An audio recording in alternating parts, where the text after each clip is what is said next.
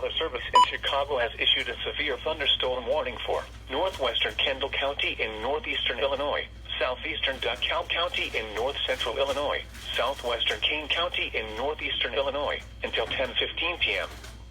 At 9:38 p.m., a severe thunderstorm was located over Hinckley, or near Little Rock, moving east at 30 miles per hour.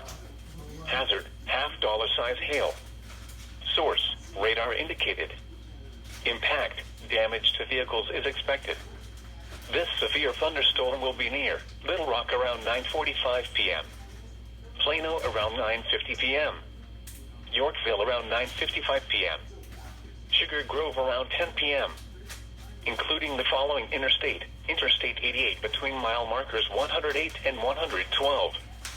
This includes Walton C Community College. The storm is producing large hail. Seek shelter now inside a sturdy structure and stay away from windows.